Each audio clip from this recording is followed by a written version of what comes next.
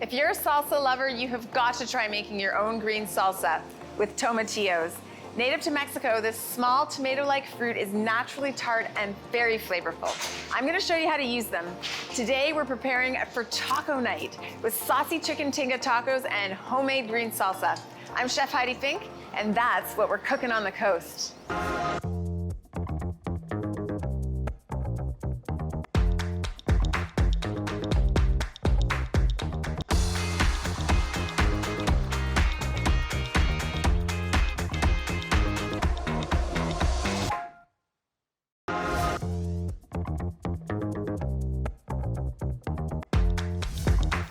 Thanks for joining me today. Taco night is a family favorite for kids and adults. So I really want to show you my go-to chicken taco recipe, saucy chicken tinga. We're also going to serve that with a green salsa. It's taco night today, so let's get started. So the first thing I'm going to do here is heat up my pot, and I'm going to put some avocado oil in there, just a couple tablespoons. So this dish is a braised chicken thigh dish. We're gonna use boneless, skinless chicken thighs, braise it in a slightly spicy, smoky, tomato-based sauce. And then once the chicken thighs have cooked, we're gonna shred them slightly, put them back in the sauce, and then serve them with some nice soft masa shell tacos. You can also serve them with hard shell tacos if you want, but soft shells are easier to eat. So we're gonna saute this onion. And they just need to soften. They don't need to get brown or anything like that. So while this onion is softening, I'm gonna get the chicken out of the fridge. Okay, we're gonna be putting the raw whole chicken directly in the sauce. So you don't need to brown it ahead of time. You don't need to chop it. It just makes it really easy. I'm gonna add a little more oil to this. That just helps our onions cook a little more quickly. So one thing I really like to use when I make taco fillings is fire roasted tomatoes. And they come in this perfect 400 ml size. It just gives it a really nice smoky flavor. The other thing I'm gonna use to enhance the smoky flavor is this smoked paprika. So paprika is like a dried bell pepper, and this is a smoked dried bell pepper. I'm also gonna use cumin and then just a tiny hint of cinnamon, which seems unusual, but it's actually really, really good in this recipe. Okay, so now that our onions have softened a bit, we're gonna add our garlic and spices. Let me just measure the spices out so I can put them all in at the exact same time. 2 teaspoons of ground cumin. And then we need somewhere between 1/4 and 1/2 teaspoon of cinnamon. You don't want a ton of cinnamon, just enough to add some flavor. And then we need 1.5 teaspoons of smoked paprika. Let's saute this. Okay. Now we're gonna add all of our garlic. So that's 3 cloves of minced garlic and our spices. And you wanna just expose that to the heat so that it gets really, really fragrant.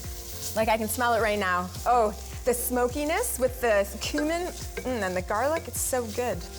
Now we're gonna add a little bit of chicken broth. I found these really cute little containers of chicken broth, so you don't need to open a whole container, just for a few tablespoons. That just helps cool the pan down. Then we're gonna add our entire can, 400 mils of fire roasted tomatoes. And then we need a little bit of salt and a little bit of brown sugar just to help round out the flavors. So about 1 teaspoon or so of brown sugar. We can always add a bit more. And a little bit of salt, our Vancouver Island sea salt that we're using. Then we are going to add our chicken to that. So we're gonna make sure to coat that nicely. And then there's one other secret ingredient to this delicious chicken tinga, and that is chipotle, which is a smoked dried jalapeno pepper, and it is reconstituted in a tomato garlic sauce in this little can. You can buy this at most supermarkets. I like to just dump the entire can in a food processor and then end up with this chili paste. So I'm gonna throw a tablespoon approximately of chipotle into this mixture. And then I'm gonna mix that again, and we are going to put the lid on and let this gently simmer for about 15 or 20 minutes. Only other thing I want to show you for our delicious taco meal are these tomatillos. So we have here a tomatillo, which again, you'd be surprised to know you can buy at a lot of grocery stores. It is very tart. It's similar to a tomato, and we're gonna cook them for making a delicious green salsa. So I have 6 tomatillos that I've peeled and rinsed off. I'm just gonna cover that with some water and bring that to a boil. So you have to cook tomatillos before you use them, otherwise they're really unpleasant, but they have a really fresh, tart, refreshing green flavor. You don't need to add lime juice to it at all. It just makes its own natural lime flavor. The tomatillos will be ready in about the same time as the chicken, in about 20 minutes.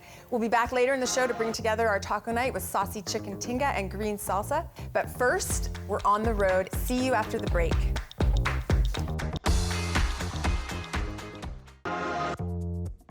Cookin' on the Road is brought to you by Country Grocer, your local store where you'll feel like family.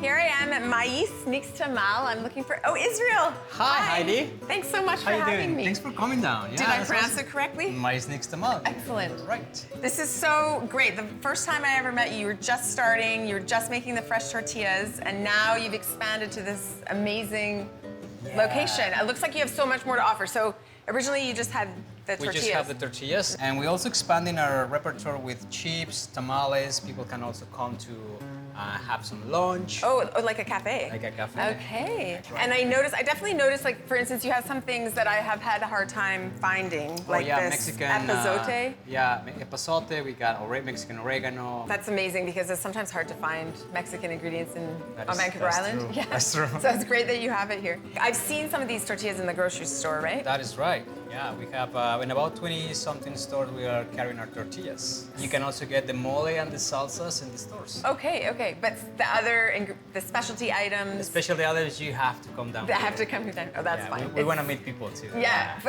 We like For sure. people. Yeah, it's great. And I'm wondering, I'm so curious to see the nixtamalizing process. I've been so curious about it. All right. Yeah. Well, I think we should go to the back of the kitchen and show you how we do it. Okay, awesome. Thank you. All right, let's do it. Oh, wow. So that's the corn. Have you been cooking it? Yeah, so the corn gets cooked for about an hour, and then when it's already cooked, we let it soak in this water alkaline solution for about 16 to 20 hours overnight. Okay. And what you can probably try one. Okay. Oh, it's hot. I don't know if I want to try eating it, but It's almost like al dente. That's really nice. And then let it soak for 16 to 20 hours. Next day we come back to the kitchen. We rinse it off, wash it, and then goes back into the grinding process, which I'm gonna show you right away. Yeah, so when it's washed and rinsed, we put it in this tray. Okay. It's a massive amount of corn in here, and then we use the lava rock. Okay. So there's two. This is a lava rock. Yeah. Ooh, very cool. Stone ground tortillas, very traditional, right? Right. So there's 2 of them. We put it in here, and one spins, and the dough start the kernel start actually grinding itself. Okay. And then we get the dough right here, and then from here we put it in trays. And all this masa gets mixed up in this mixer as we go like that. Oh, wow. So from that moment, we get it mixed for about 5 to 7 minutes, and then we go to the cutter. So this dough is actually ready to go. Okay. So we're gonna do a couple demos on how to cut it. Okay. Yeah, I'm that excited. okay? Yes, we're excited. So we got the dough right here, and then we're using a medium-sized cutter. Okay. That goes into the back of this machine, and then we just got to let it go. We put a little dough here. Okay, and so you it's pile it up. cut the tortillas. And from this moment, I'm gonna pass over seed, and I'm gonna try to catch a couple of them. Oh, wow. Right onto the cooking Right surface. onto the cooking surface. And then that is it. So you see now the color of the tortillas is changing. Oh, so it's turning a bit white. Until a little while, the edges are going up. And then one more time, and then we go there. Okay. Oh, these look And so then good. You can smell. Yeah, I can smell them. Super nice right now. Yeah. And then that's it. That's how tortilla gets cooked. Let's go make some tacos. Okay. All right. So what kind of meat is that? So we're using AAA Angus beef from Alberta, Okay. grass-fed. And This is chuck. And it's chuck, okay. Yeah, it's a little bit of a shoulder, a little bit of rib in there, and it's braised as barbacoa. And then all I add is a little bit of a salsa we made in-house.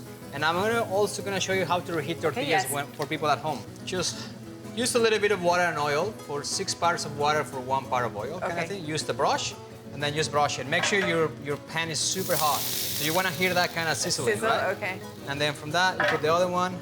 It's just a quick brush. Just a quick brush, like super quick. Okay. You wanna hear that? And then. And the water just helps moisten them a little? That's right. Okay. That's exactly what it is for. Okay. And then let it there for 15 seconds. You'll still see the steam coming out of it, which is nice. Tells you that the tortilla is getting hydrated back. Okay. And then we're gonna make a taco. Yeah, we're gonna make 3 tacos. How about 3 that? tacos, okay. Now, do you want double tortilla or a single tortilla? Single tortilla. Single tortilla it will be. What is a double tortilla? Double tortilla is back in Mexico where we do double tortilla tacos. Like you put 2 tortillas on top of each other? Ooh, I don't know. Double tortilla, so 2 tortillas per taco. Oh, I've never seen that before. So we're gonna put a little bit of feta cheese. Feta cheese. So it's kind of like cojito? Or Yeah, like cotija, yeah. Cojita, that's right. So Some cabbage? we got some cabbage, so we got some pulper cabbage, so a little bit of some Mexican oregano dressing. Okay. Right? And then we're just gonna dress this nicely. Oh, it's beautiful. This is looking amazing. And It's then, smelling amazing. And then we're gonna put a little bit of our house pickled onions. Pickled onions. Gotta love I love a pickled onion. They have that nice crunch and And flavor. keeps you to cut the fattiness of the meats. And then we're just gonna end it up with some cilantro. Okay, this looks beautiful. So there you go, hey, Heidi.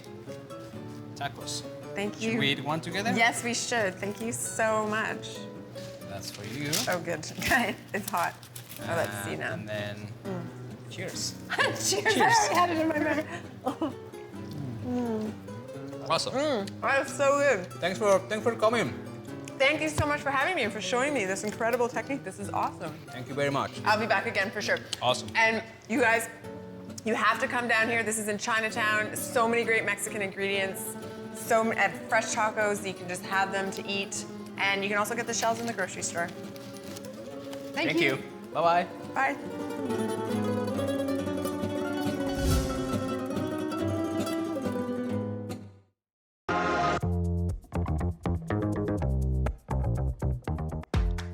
Hey, I'm so glad you're back. We need to finish up these delicious chicken tinga tacos with our green salsa so we can eat them.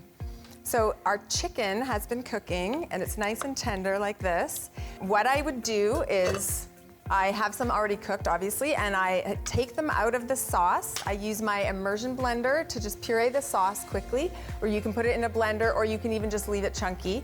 And then we just shred up this chicken. This isn't pulled pork, this is chicken tacos. So you wanna have some nice bite of chicken in your teeth, you know, then it tastes really good. Chicken tinga lasts for several days in the fridge, and you can make it in a double batch. It's really good for a crowd. Here we go. We're going to just scoop this up and pour it into the sauce. This is one of the reasons I like parchment. It's good for that kind of thing. We're going to mix that together and heat it up just to make sure that the sauce has a chance to cling to the chicken, get really saucy, really delicious.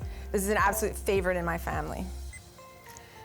All right, now we need to work on our salsa. Now you can see that the tomatillos are fully cooked. I have some that I cooked earlier that are already cooled off. You want them to be completely cooled before you make this salsa. This salsa is dead easy, so you take your cooked tomatillos. You also are gonna save a little bit of the cooking water, you know, maybe a 1/4 cup or something like that. And then we add in some chopped fresh cilantro and a chopped jalapeno, a little bit of sweet onion, maybe a 1/4 cup, and a clove of garlic. We also need to add a pinch of salt to that. You don't need to add any lime juice, like I said earlier. It's gonna take a minute for my grinder to grind this up. And then you can just do this in a regular blender or in an immersion blender like this or a food processor. There we go.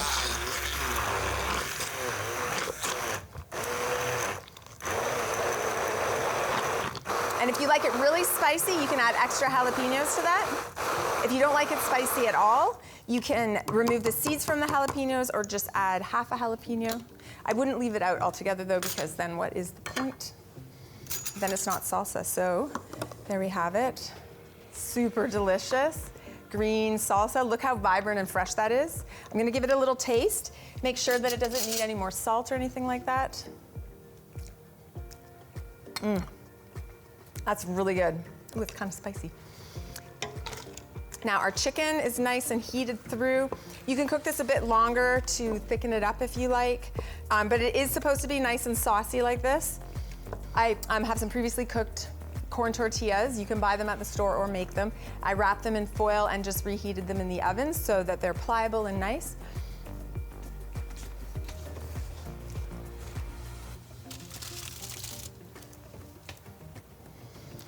And then I'm gonna just make a platter of tacos. I also have a whole bunch of different toppings here that we're gonna add. So I have some pickled onion, some pickled jalapeno.